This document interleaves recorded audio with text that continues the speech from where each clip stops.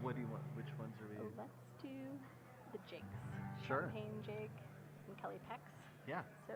What key do we start at? D. And then I think the next one's in G. Okay. Yeah. 1, 2, 1, 2.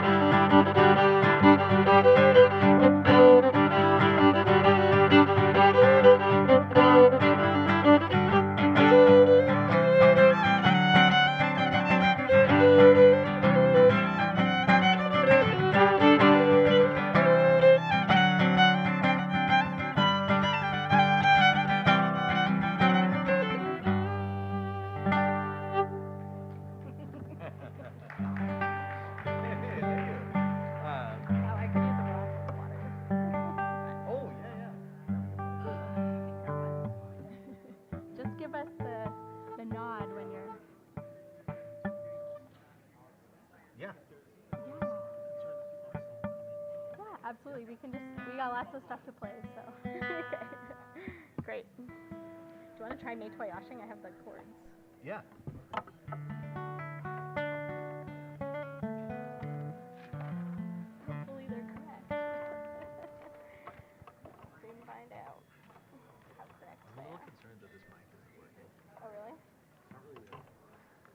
It was working for a bit.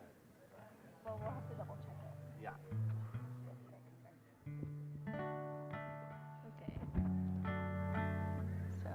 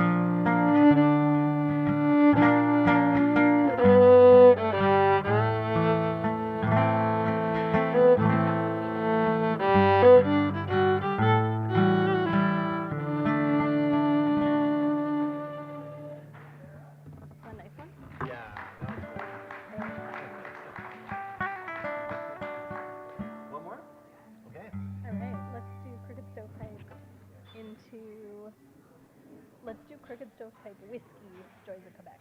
Okay. So that way it's GDA. Okay. Yeah, so crooked. 1, 2, 3. What Sorry. What did I say? No, it said G.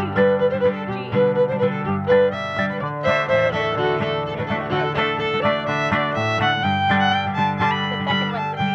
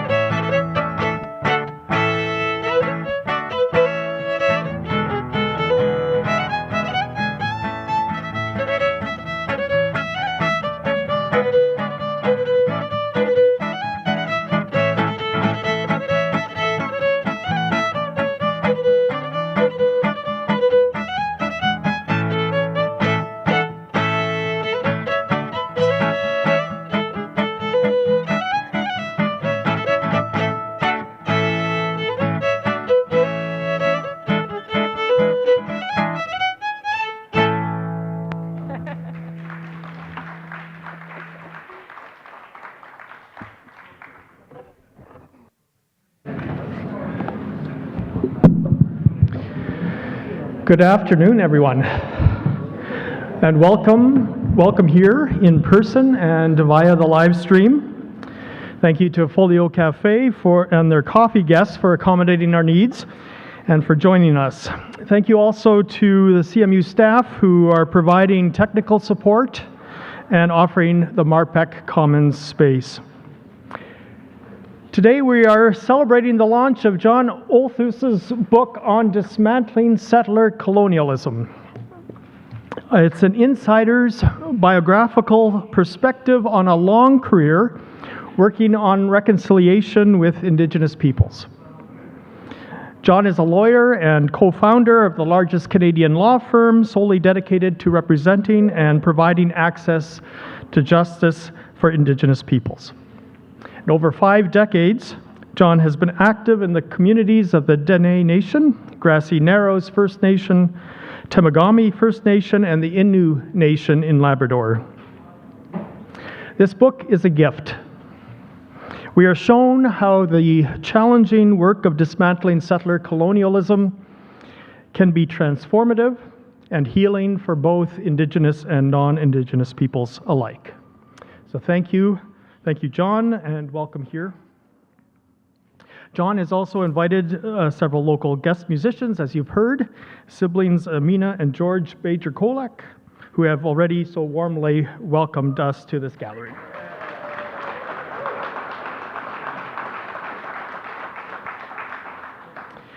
In a moment, we will call the very Reverend Stan McKay to the stage.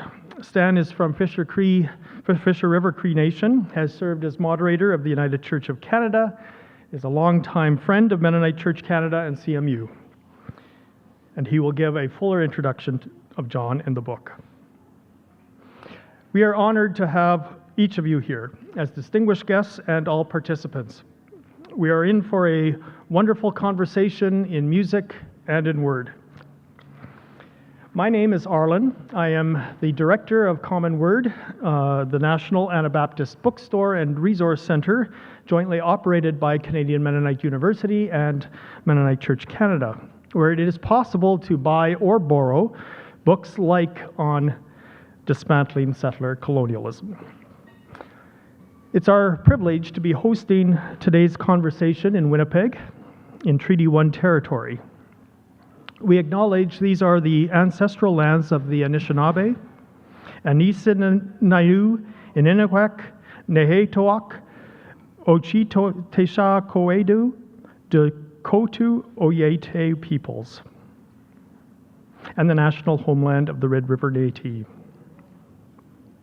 We also acknowledge that our water is sourced from Shoal Lake 40 First Nation in Treaty 3 territory, that most of our hydroelectricity comes from Treaty 5 territory in northern Manitoba.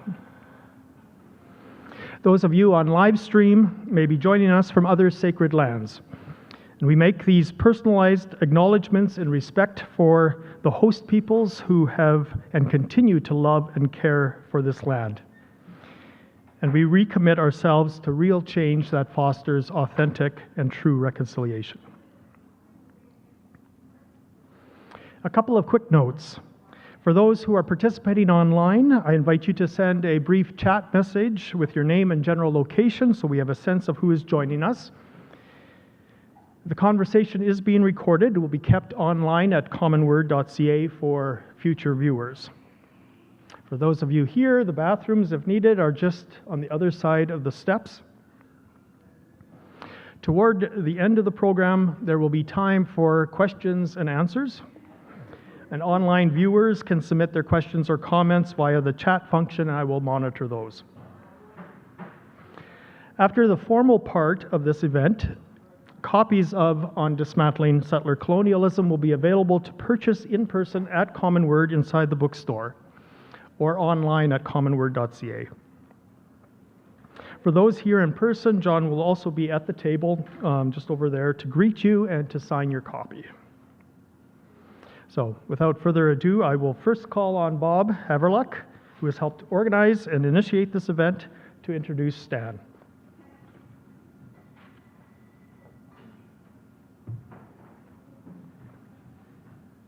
actually, before we bring Stan in, I've asked George and Amina to play 2 tunes for us so that Stan can come in dancing. I noticed that Stan and Dot, were holding themselves back.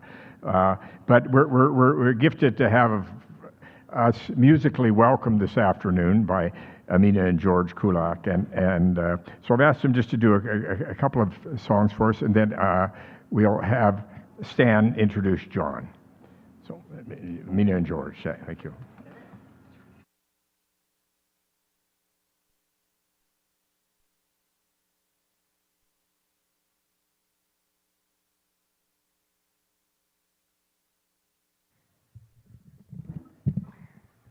All right, welcome everybody. Can everybody hear me okay?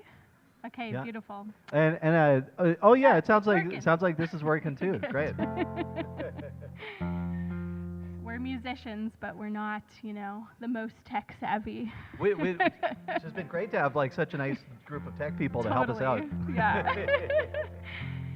So this first song that we're going to sing for you is actually new to us. This was shared with us by Bob Haverlick, who just introduced us, and it's from his 2022 storybook, The Case of the Creatures. And he wrote the lyrics, I believe, and it's set to a very old Latin carol. So hope you enjoy. And I'm just going to... Green its mercy, green its pardon, live wild love for this wild garden.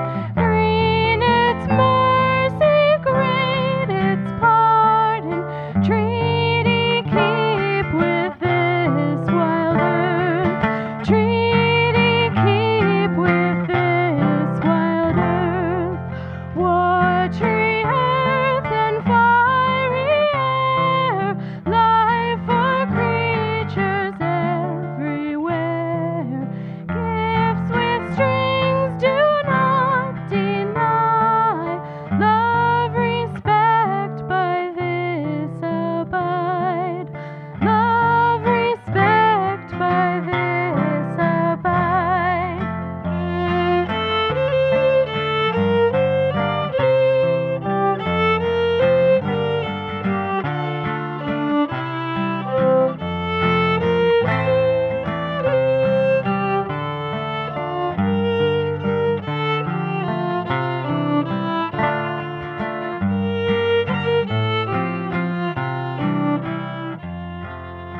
Green its mercy, green its pardon, live wild love for this wild garden. Grace its mercy, grace its pardon, live wise love for this wild earth, live wise love for this wild earth.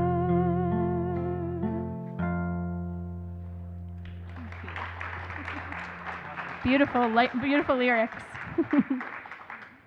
And I think we'll sing one more song for you before we carry on to the proceedings. And this next one, so I feel like this is a very niche music world, I guess, that we're in, but we lost a real gem in Manitoba this year. I don't know if any of you have heard of singer-songwriter Ted Longbottom of Selkirk. He is a really close family friend of ours. A really close family friend of ours, used to babysit us when we were kids. And my dad was his collaborator, his musical collaborator. And so we really think that he's just a spectacular musician and not well known enough. So we want to bring you some of Ted's music. And all of his music is a lot of it is on themes of very local themes, Métis history, that kind of thing. And yeah, so we're going to sing for you one that we perform often called The Bride of Red River.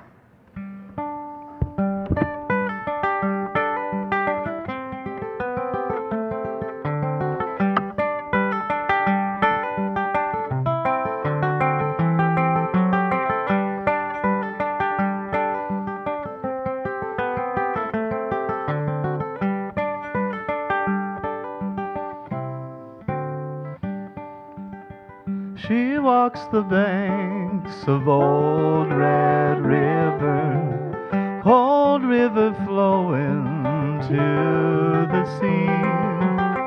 She knows the banks of Old Red River, every rock and creek and tree.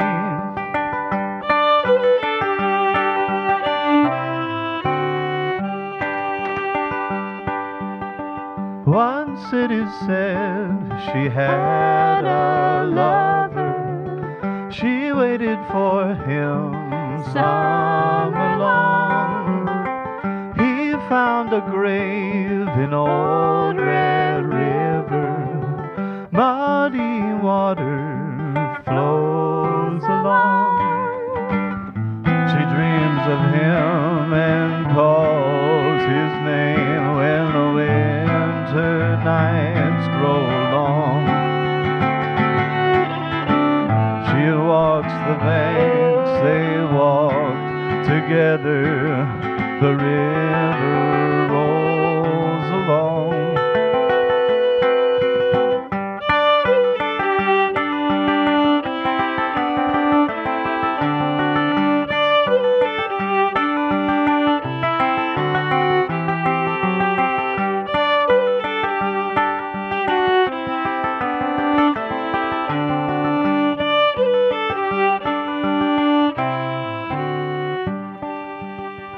Her smiling bridegroom, proud and strong, he held her on a sunlit day. White were the sails of that damn old York boat, bright were his eyes as he sailed away.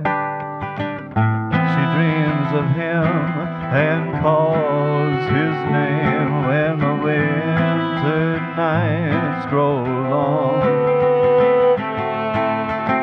She walks the banks, they walk together.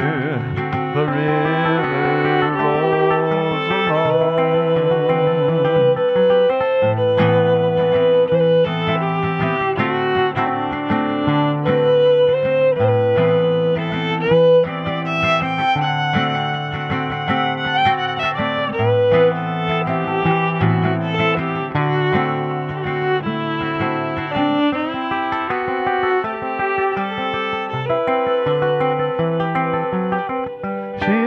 The banks of Old Red River, Old Red River flows along. Dark are the depths of that muddy water, slow is the step and sad is the song.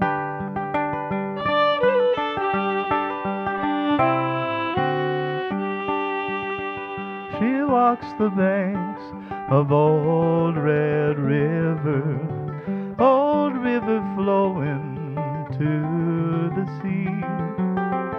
She knows the banks of Old Red River, every creek and rock and tree. Thank you. Thanks for having us.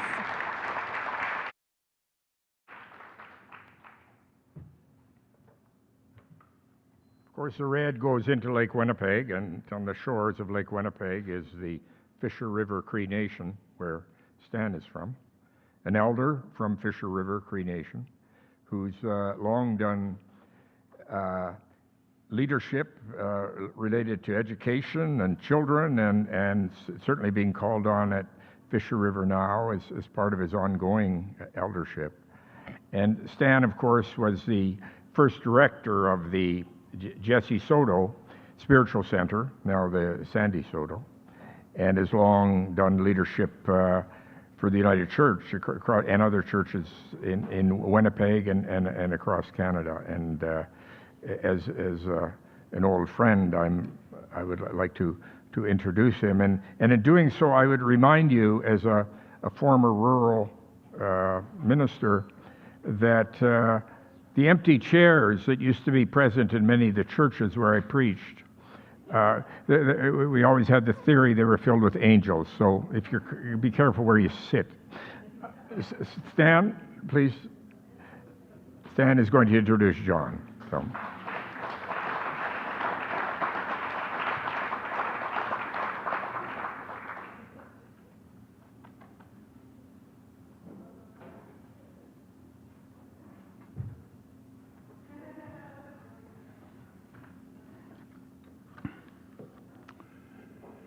In der nas komunos kagisigak kasi mamoyak. Tiema miset kegon is panotaski the Westkasanwach. I'm greatly honored to be with you today, because what we're doing today is addressing a societal problem that I've experienced and you've experienced that is in need of correction, change. So when I have an opportunity to introduce to you John Olthuis, it is with joy that I say that John has made me very aware of who I am. He's shown respect in our relationship and friendship. He knows the meaning of love. And it's very interesting that somewhere in John's childhood, he came to a place of knowing that law and love can be together.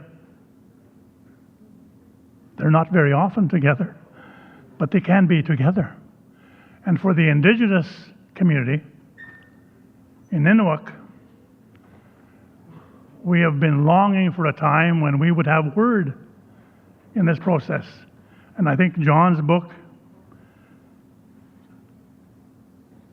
is about dismantling, which is obviously a painful process.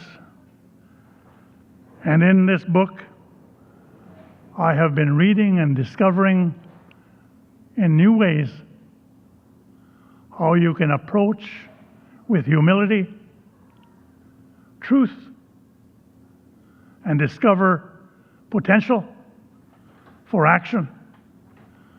So John has wisdom and humility, but he also has great strength.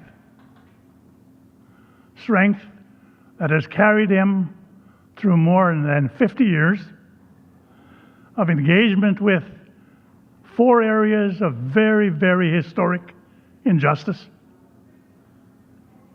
Areas of our country that have history that most of us are unaware of. And so John has come today, I think, to help us see who we are in relationship to the issues of what it would mean to be reconciled. Because I've been involved in the church, I thought it was necessary to bring a Bible. May have been a bad idea, but the letter of James speaks to me about John Olthuis. It speaks about active faith, about social justice, and moral endurance. Moral endurance. So a few words from the first chapter, verse 22. But be doers of the word, and not merely hearers who deceive themselves. For if any are hearers of the word and not doers, they are like those who look at themselves in a mirror and going away immediately forget who they are like. But those who look at the perfect law, the law of liberty, and persevere, being not hearers who forget, but doers who act, they will be blessed in their doing. May it be so. So my time of sitting with John in recent years around the fire, hearing his stories and his frustration and energy for change, I have come to a place of realizing that his encounter with George Erasmus transformed him, give him understanding about the difficulty of dealing with a kind of society in which the pressures of attempting to integrate was about dismantling who we were as Indigenous in this society. So in the Dene Nation, in Grassy Narrows, among the Innu in Labrador, John spoke about liberation, but only after he had listened to the people of the region.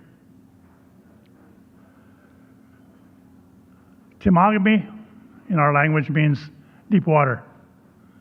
Timagami is deep water. And we live in a world where John's work is helping us to understand how we will live into the future and what it is we will leave for those who are yet unborn.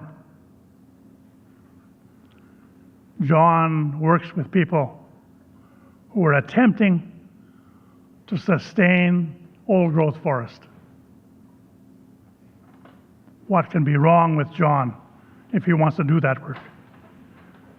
Only good people engage with dismantling colonization.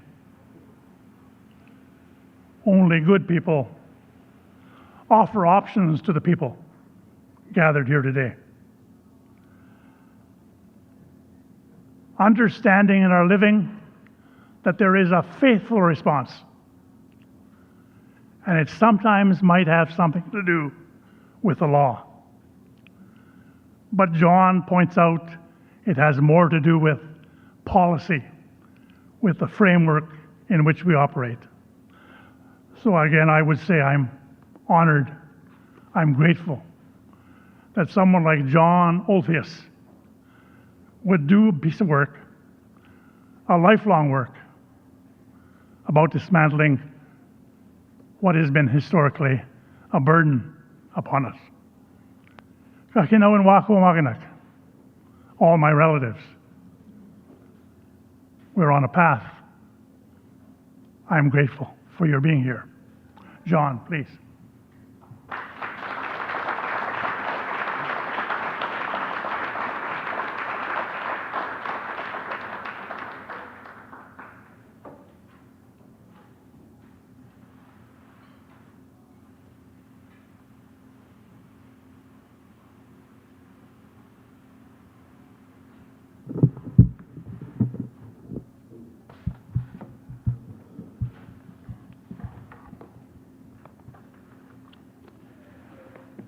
Thank you so much for that introduction, Stan. I deeply appreciate your friendship and your wisdom and the remarkable commitment, your lifelong commitment to living out self-determination. Thanks to Arlen and Common Word, to Bob for helping organize, to the musicians, Amina and George. We'll hear more from them a little later on. And thank you all so very, very much for coming. I deeply appreciate it. My wife Lois is from Winnipeg, and we've lived in Toronto for quite some time, but she's one of your most ardent advocates for Winnipeg. And when I'm reading the morning paper, and I have to be very careful for saying something like, looks like it's a little cold in Winnipeg today, because even with that, can get me a pretty cold response. Yeah, I hope the Jets go on a winning streak too a bit, because I'm a big fan of the Jets, and hope they get into the playoffs and make a run for it. Stan also wrote a foreword in the book, and I'm thankful for that, as did Aaron Mills, who's a professor of law at McGill now. He articled with me and then went to Yale University. He's Anishinaabeg from Kuchasing First Nations, and so he's one of these young Indigenous leaders that's doing amazing work about Indigenous law to recover Indigenous practices, and so on. Starting, younger Indigenous lawyers that I work with too are starting to bring Indigenous law before the colonial courts. So that's a tough job, but they're doing it, and Aaron is one of the first ones, and he's teaching others. The artwork on the book, George Littlechild, my cousin through adoption, the cover is by him, and it's called Heartbeat, Mother Earth, and Dancer. And then there are 5 art pieces in the book from my friend Marianne Panashaway, Innu artist. One is Innu Canoe Builder, another is Broken Child, Innu Lost Soul is a third, the fourth is an Innu Woman on Her Journey, and last one is Drummer and Caribou Spirit. And they kind of pick up very much the theme of the book, which is despair and hope, love and caring, and reacting to a lot of colonialism that continues to define our society.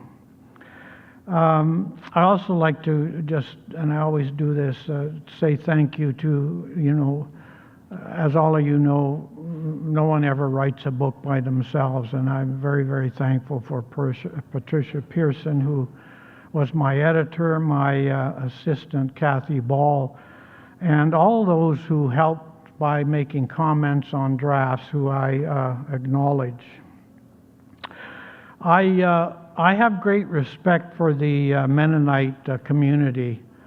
I grew up in a Calvinist context, and Calvinism believes that you're saved by grace, which often means you don't do many good works. But my father always taught me that love for your neighbor can take many, many different forms. And so I thought, hey, what about justice? What about law? And so I went to law school, University of Alberta, in the 1960s. Now, for some of you younger ones, that's the Middle Ages, but for others of you are kind of probably like me from those Middle Ages. And so I graduated, and I started working for a firm in Edmonton that represented the social credit government at the time, Ernest C. Manning. And I lasted 2 years because I discovered that the legal system has no interest in marginalized people. And it was quite a shock, because I was there to try and love my neighbor through structural and systemic change. And so at the time I was reading books like Schumacher's book, Small is Beautiful. How many of you know of that? Yeah, Small is Beautiful. Barry Commoner's The Poverty of Power. And the Club of Rome. In the 1960s, the Club of Rome made a convincing case that the capitalist economic system drives production to the extent that it devastates the ecosystem, and that we had better start caring for the ecosystem and then build, having production based upon the capacity. And unfortunately, we've ignored all of those very prophetic words. So I came upon the proposal of the Seven Sisters, the 7 largest petroleum companies in the world, and their proposal to build a pipeline through the Arctic, from the Arctic through Dene territory and into the U.S. And at the time, Canada and the U.S. were 6% of the world's population, and were using 90% of the resources. And so that pipeline was absolutely not necessary. So I started then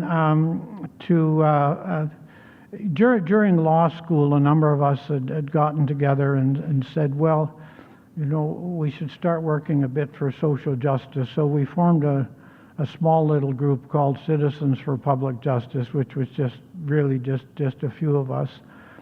And but so I became research director of that group, and then and today it's quite a strong advocacy, social justice advocacy group, and Willard Metzler, who's the executive director, is here tonight as well. So I started working with them, and I went to the Northwest Territories, to Dene land, to say to George Erasmus, and Stan's already referred to this, I've come to help. And George said, we don't need your help. We've been self-determining for hundreds of years. And but if you want to help us, your job is to try and work to dismantle the oppressive institutions and ways of your people, so that the Dene can have cultural, social, and economic room to be fully self-determining, to pass their own laws, and to steward their own land and resources. And this really clicked with me because of my desire to find some way to love my neighbor politically and socially.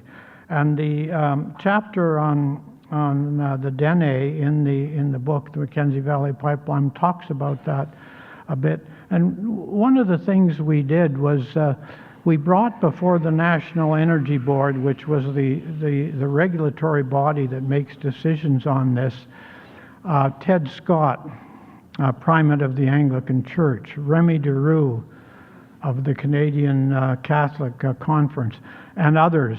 And they were absolutely floored.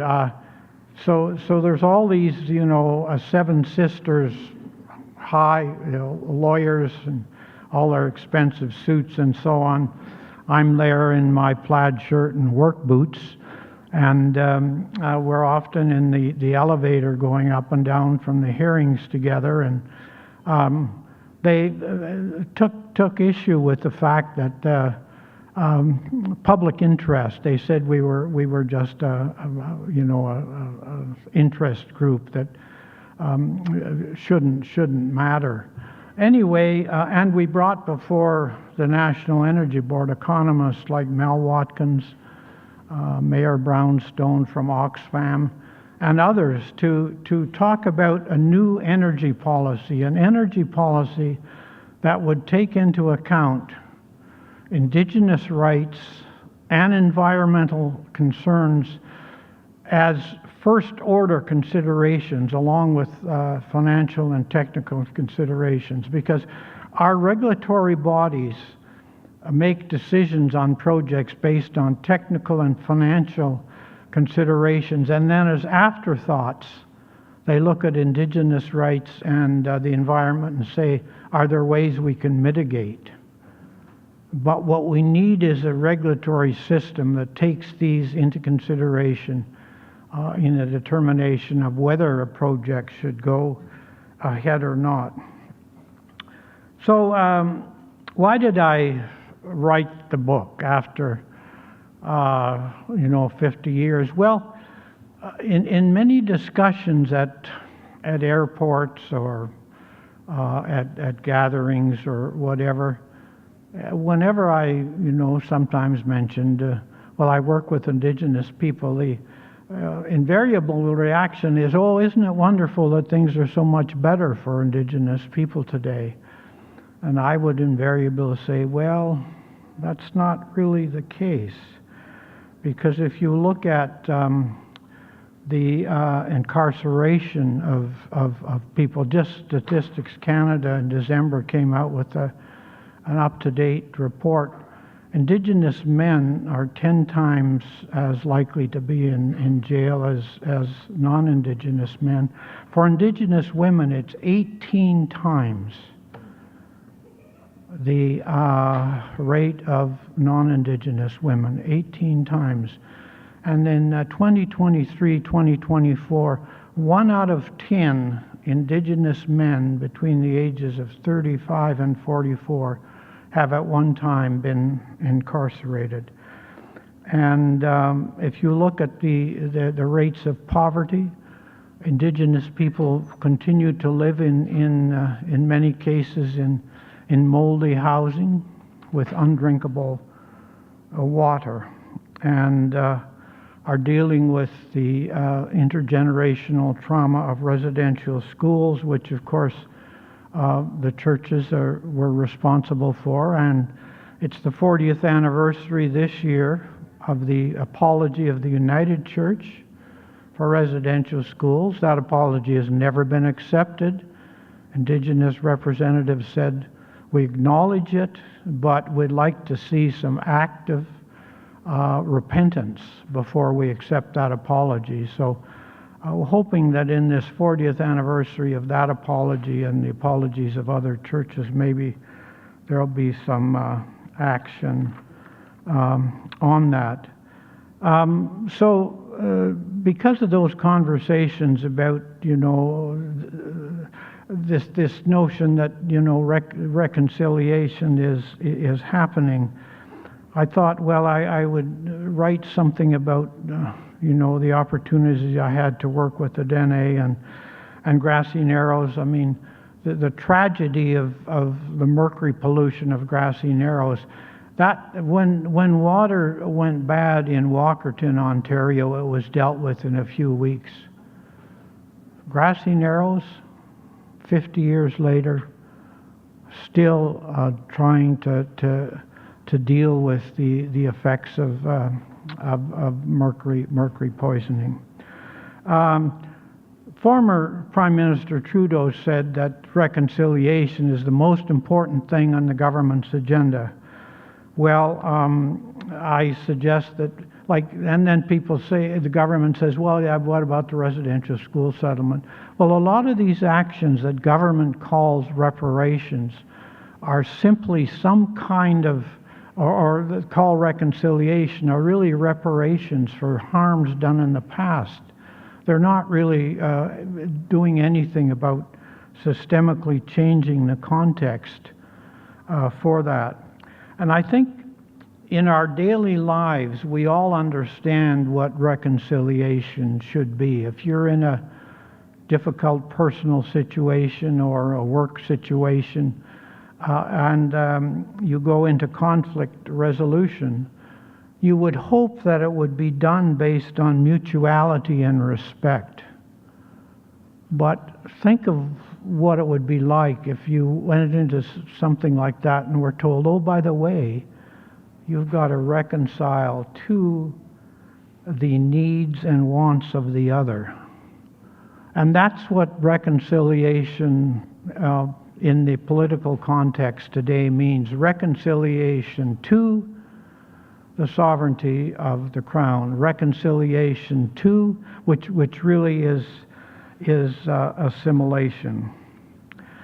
Now, the political landscape of what Indigenous people are facing today, really, the most modern chapter took shape in 1969 with then Prime Minister Pierre Trudeau and his Justice Minister, Indian Affairs Minister at that time, but later Justice Minister Jean Chrétien, tabled a white paper to complete the assimilation of Indigenous people by revoking the Indian Act. Now, Indigenous people despised the Indian Act because it was an assimilationist document, but they said, you're not going to just do away with that without giving us some kind of protection. So, led by Harold Cardinal in Alberta, they responded and this uprising across the country. And Ken Young, who's here today, was one of the original Indigenous lawyers. So thank you for that, Ken. So Trudeau withdrew the white paper and said at some point, well, if they want to keep living in the ghettos, let them. And then a few years ago at the Liberal Convention, they actually passed a motion apologizing for the white paper. But in the meantime, the white paper's assimilation continued. So in 1982, of course, with the repatriation of the Constitution, the existing Aboriginal and treaty rights of Indigenous people went into the Constitution. I was privileged to be a part of the legal team that worked with the AFN chiefs on that, and I discuss that in the constitutional chapter of the book. And that was followed by 4 federal provincial conferences where the first ministers, first Trudeau, and then at the last one, Mulroney, came together with the premiers. And it's shocking, they all said, well, Section 35 is an empty box. There's nothing in that. And unless we, federal government or the provincial governments, put something in those boxes, it means nothing. We're going to continue to exercise our Section 9124 powers, federal government, which is responsibility for Indians and lands. And so Indigenous leaders understood, and this is important, that post-1982 there would be a harmonization of federal powers in the Constitution, provincial powers, and Indigenous powers. And since 1867, the provinces and the federal government have been harmonizing their constitutional powers with sometimes discussions, very rarely appeals to the court, just based upon that list of powers in the Constitution. But they could not come to see that they could harmonize now with Indigenous governments and peoples. And so that was those conferences were terrible, terrible disappointment, because the governments came away saying empty box, and Indigenous peoples were saying no. So they went to court. And the colonial court said, yeah, Section 35. Well, you know what it means? It means that Indigenous peoples have to reconcile to the sovereignty of the Crown. So there you have the courts also colonially saying, yeah, it's in the Constitution, but it really means, even though Indigenous societies have existed for thousands of years in some cases, that section means they have to reconcile to the sovereignty of the Crown.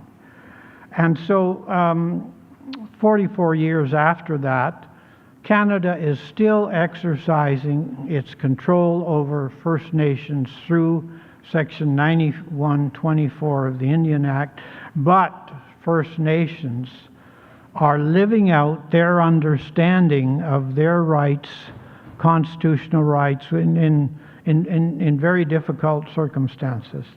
And so we said, well, that's what the courts say, but that should be the floor.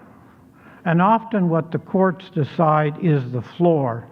But the government has a responsibility, and in particular with Indigenous peoples, the honor of the Crown should mean that that the ceiling for reconciliation is a political ceiling, an honor of the Crown ceiling. But what governments have done is taken the floor set by the courts of reconciliation to the Crown as the ceiling for policy in the country. So that's the unfortunate thing, but the amazing thing is the resilience and ingenuity and commitment of Indigenous people who are continuing to exercise their interpretation of Section 35. And and all of this by the government, despite the fact that there have been 4 very significant reports that have made over 700 recommendations, for many of them for systemic change. Many of you will be aware of those reports. The first one was the Penner Report in 1983, which was an all-party House of Commons report that actually advised the premiers and the prime ministers at these constitutional conferences that Section 35 meant something. So that report suggested that Section 35 be implemented. Then you have the RCAP report, the Royal Commission on Aboriginal Peoples, that was appointed by Mulroney after Oka, and that is filled with recommendations. Then you have the TRC, Truth and Reconciliation, in 2015, and the Missing and Murdered in 2019. Very few, and the Yellowhead Institute at Toronto Metropolitan University and others keep track of these things. Very, very few of the structural recommendations for change have actually been made. So just going back to the Dene situation and the pipeline, and that does show the power also of the church community, the interfaith community. I was at that time with Citizens for Public Justice. My wife Lois was with Project North, and many of you here were involved with the Berger Commission. And Berger was appointed by Trudeau to look into the pipeline situation in the Dene and so on. So what we did, working with the Dene, CPJ, and Project North and so on, was come up with saying, well, let's recommend a moratorium on the pipeline until the land rights and the rights of the Dene can be implemented. And 183 groups signed on to this proposal for a moratorium as Berger came across to southern Canada, ranging from Marxist cells to very, very evangelical churches. And Berger recommended the moratorium, and Trudeau accepted it. Now, how that all fell apart during those 10 years and so on is another story. But the recommendations, those 700 recommendations in the report, and all these reports remain as kind of a basic, and read them, look them up again. I was mentioning at an event just this past weekend, some people say, well, that's kind of overwhelming, and I said, well, maybe, and this was at a faith-based community, I said, well, maybe just take one of those recommendations, say of the TRC, that remains, just without anything happening, and mention that in your evening prayers. Just take one. If you want to do something, that's one thing you can do. Or read some of these other reports and then start advocating. And then for myself in the book, looking at, well, what can we really do? Well, the first thing is the land back movement, which many of you have probably heard about, which is a North American movement to return land to Indigenous people. You know, 90% of the land in Canada is so-called Crown land, owned by the federal government, the provincial governments, or the territorial government. 90%.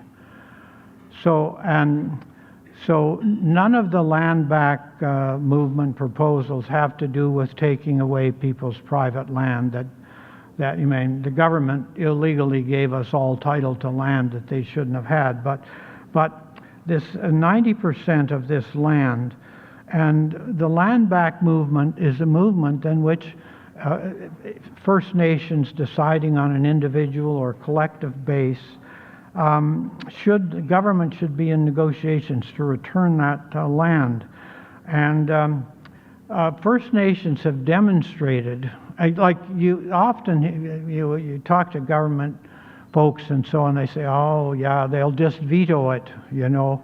Give them the power, they'll veto. Well, that isn't actually the case, because there have been over 600 impact benefit agreements. Our office has been involved in many of those, in which Indigenous people have consented to developments on their land based upon impact benefit agreements in which they give permission, they give consent based upon sizing the projects down, on protecting cultural sites, putting in environmental protections and monitoring, and giving First Nations the opportunity to actually have a first say on, or first opportunity for jobs and contracts. So you have companies, the corporate sector, and what we do is we go to the financial backers of these projects and say, look, these are your financial projections for financing this project. Ain't going to happen. There'll be protests and court actions. So then they go to the Indigenous people and say, well, can we negotiate?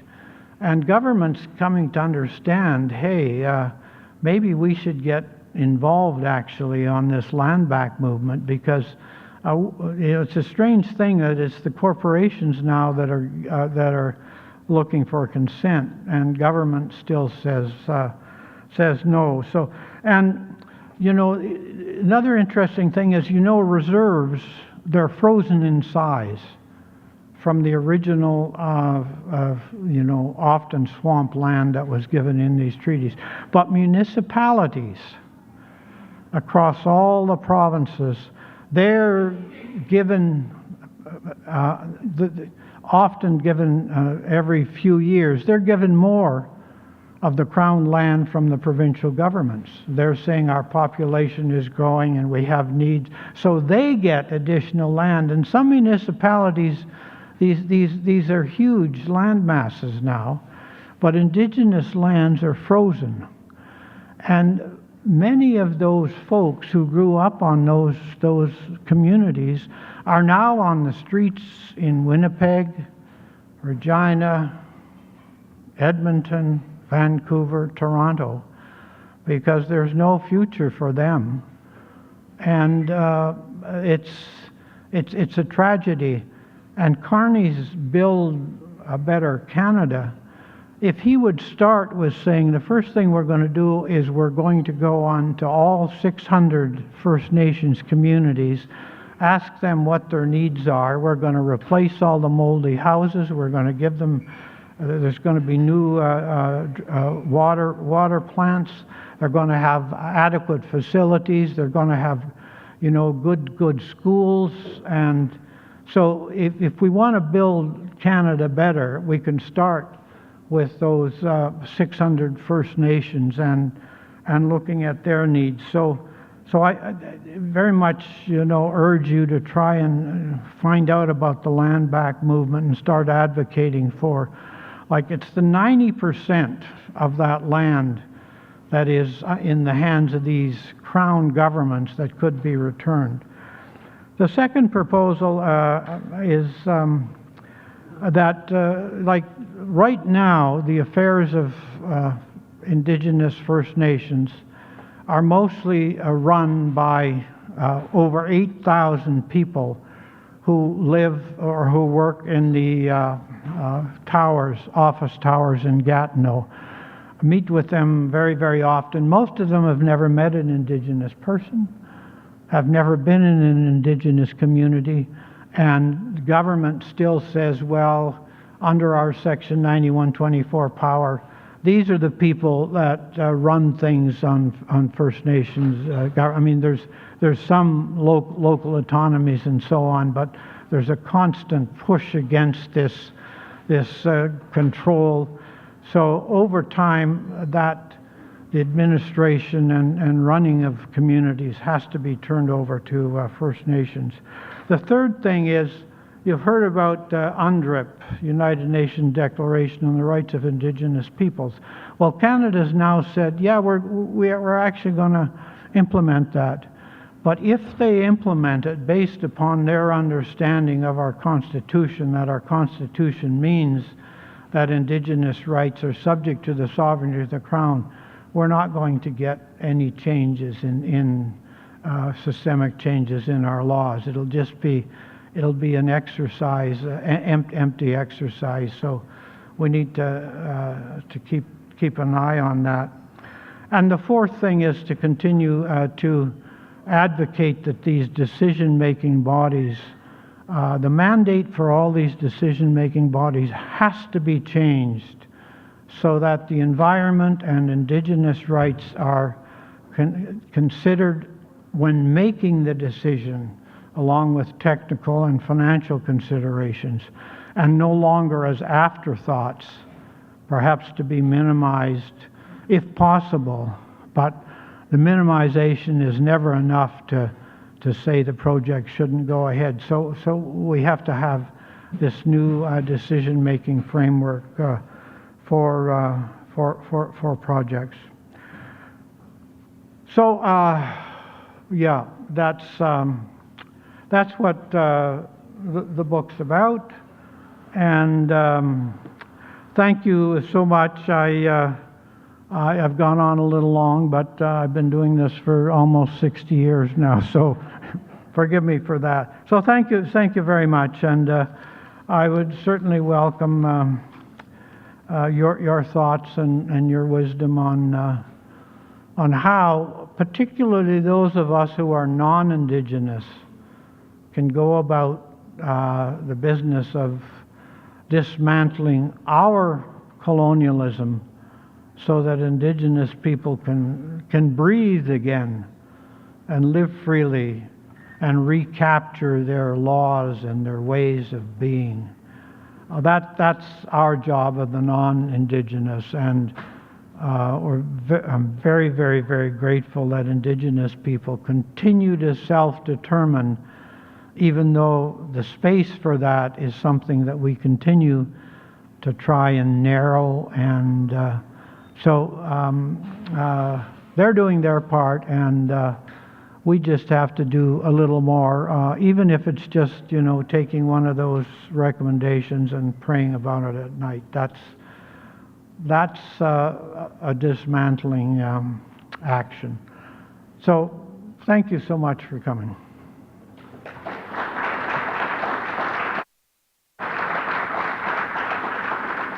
You'll field a few questions? Yeah. John has agreed to answer a few questions, so if folks have a question or a comment, I don't know, did we have a traveling mic? We do. Yes, right here. Yeah. Oh, there it is. Arlen has it. So wave if there's a question or comment for John.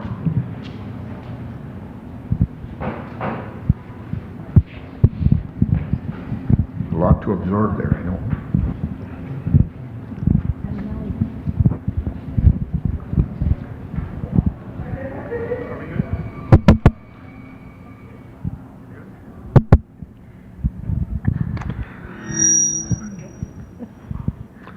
My name is Ken Kuhn. I'm a Lutheran pastor and head of the social justice wing of the Lutheran Church here in Winnipeg.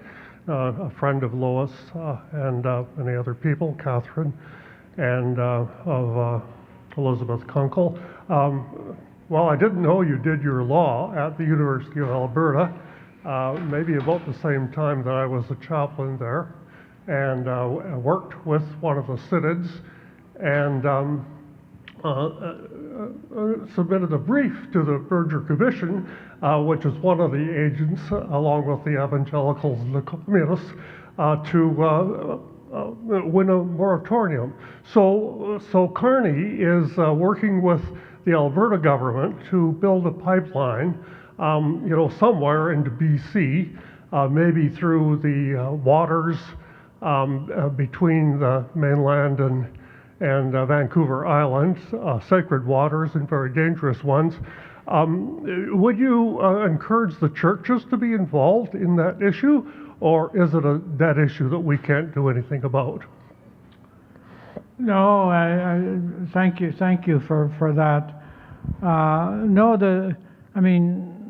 There's no longer a Project North, which is very unfortunate, but no, I think in these unprecedented times, you've now got a prime minister that is saying, and there's a very relevant discussion that we can have about that he has to be doing that, but this move away from value-based, which Trudeau had to a certain extent, some kind of value-based policy making, to pragmatism, is something I think the churches have to speak out about and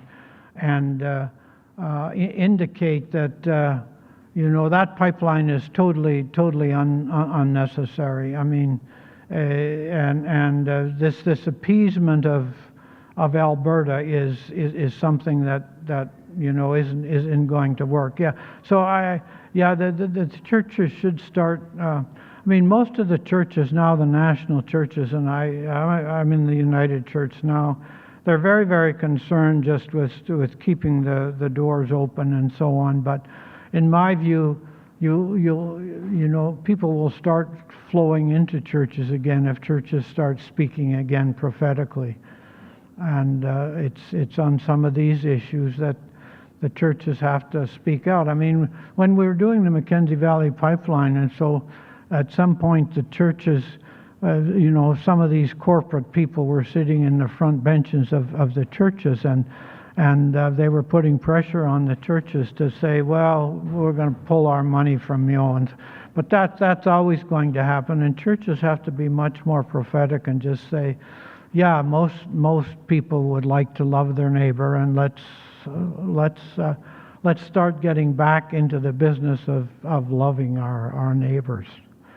Government is not in that business.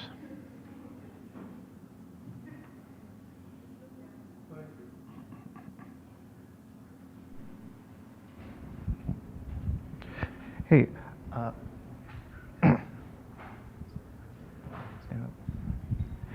hey, sorry, not used to mics.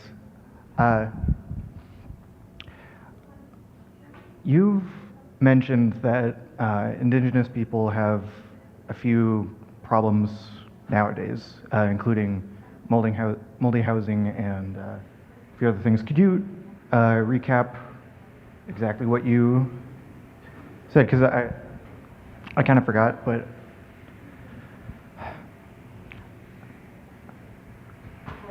could you speak a little older ears? Sorry.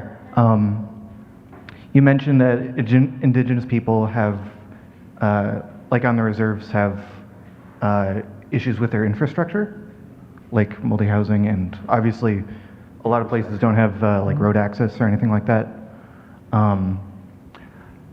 I guess this really isn't a question, but more of a.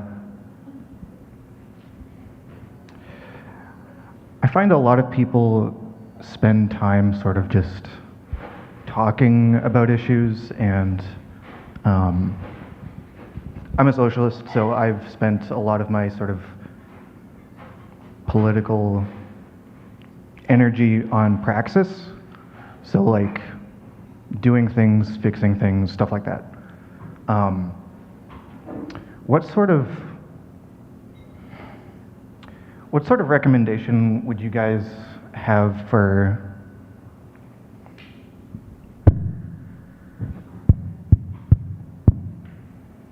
Having trouble formulating a question. Mm-hmm. sorry, No, just take your time. I guess what I'm asking is, I find a lot of people spend too much time talking and maybe not enough time actually helping. Like, I know a lot of people here are on the older side, so maybe they can't really do physical labor too much, but I imagine a lot of people might have a lot in savings, and I'm wondering how much are the churches willing to help financially? How much are they willing to help with volunteer stuff? And obviously, churches do this a lot. Churches, money, volunteers, Yeah. encouragement. Yeah. But given this subject matter today, could you speak on exactly what the church is willing to do to help? Thank you. Yeah, I think that, churches have to start loving their indigenous neighbors, and there's many ways of doing that. There's at the policy level of like talking to members of parliament. There's at the church leaders. Like there was a time in the history of Canada where the Prime Minister never made any decisions, and this is back to the Saint Laurent Pearson years, without calling the leaders of the national churches and saying this is what we're going to be doing. And the retiring moderator of the United Church said, well, I don't even get a response from anybody to letters I write anymore. So there has to be a deeper commitment to this kind of, like, it's not politics, it's loving your neighbor, and the church's co-responsibility for dismantling colonialism, and that's all kinds of ways. I mean, so many church people, help out their neighbors in food banks and so on. And so charity is one thing that the churches are better at than justice. So it would be good if churches would step up a little more and speak to these policy considerations. Your final question.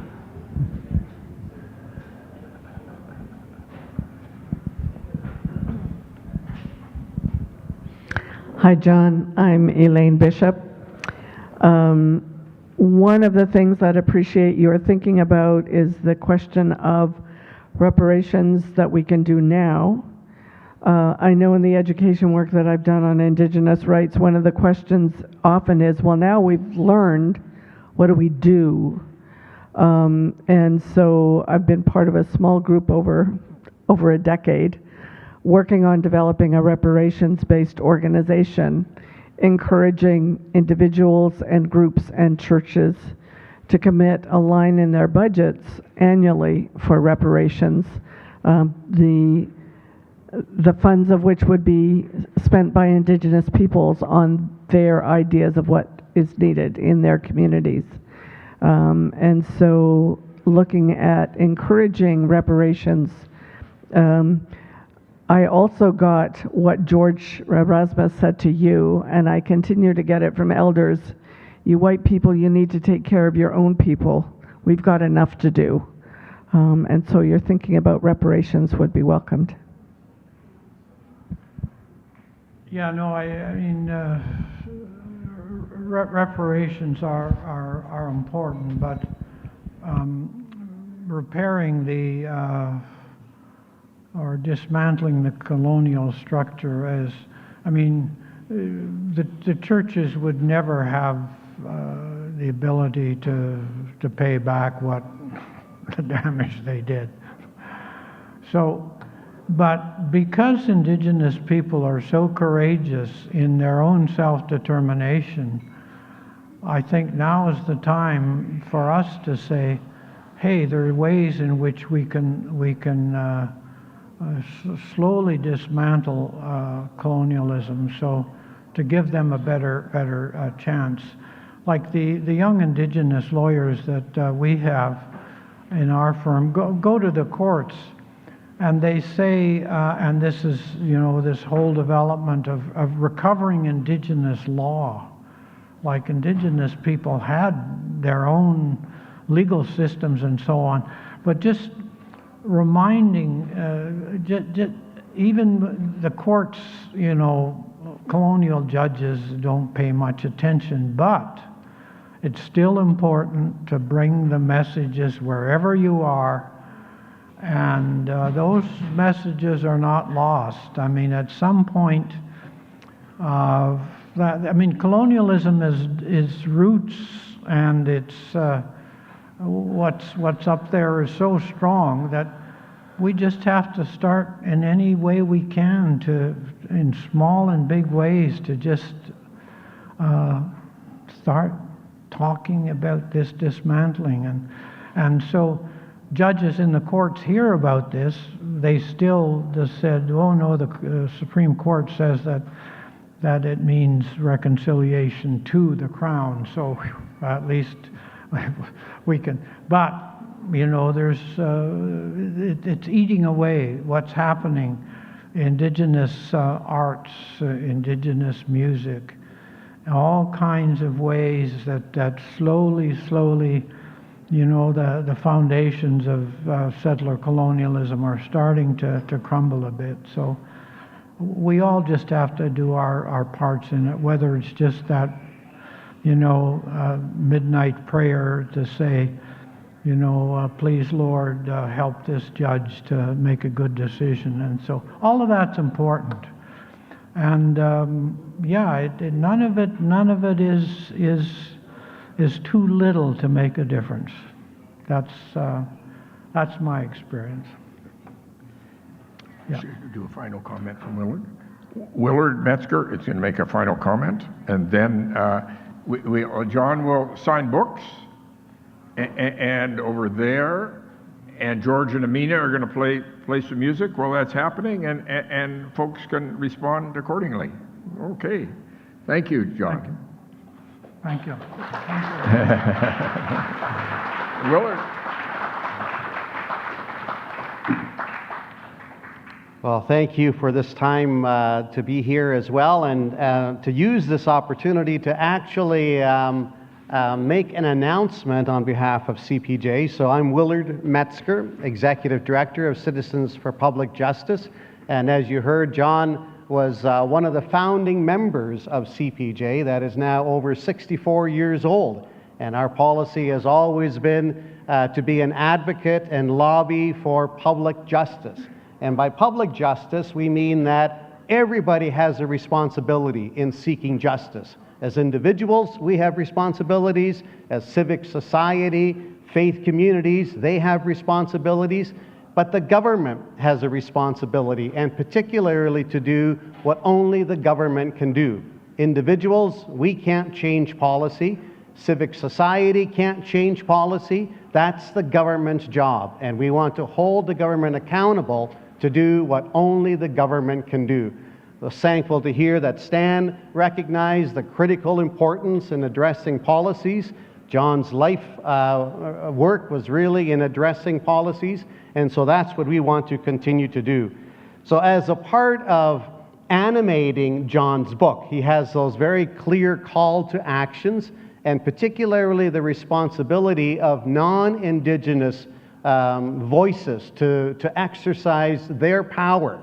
That's very critical, and so announcing today that we're going to be kicking off from land acknowledgement to action. So this is a policy directive, a policy advocacy campaign that we're going to start, where we want to hold federal and provincial governments accountable on reconciliation, and particularly by bringing faith communities directly into the work of pushing political leaders to make real change.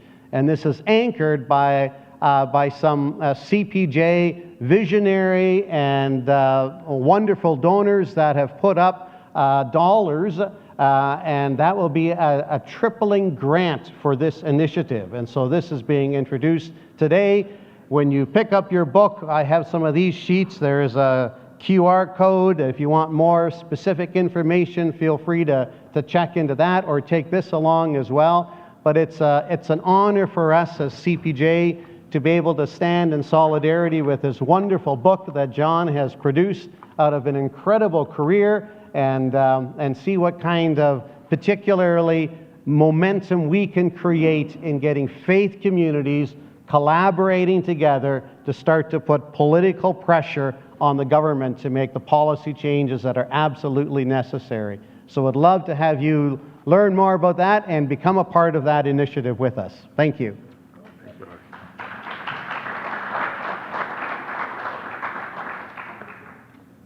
Well, John will be signing books. If you want to sit, enjoy the music a while, George and Amina, and we will thank you all for helping good things happen this afternoon, and may it continue.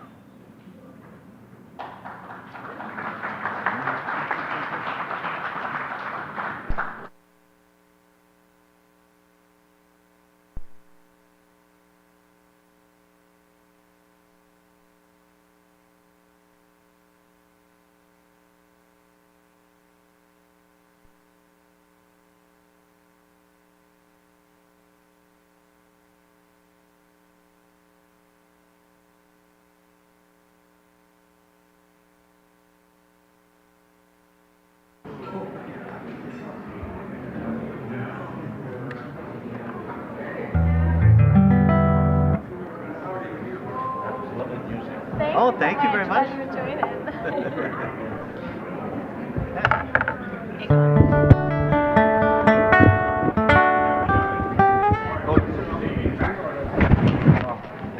Sorry? Oh, I should have muted you all. Oh, no.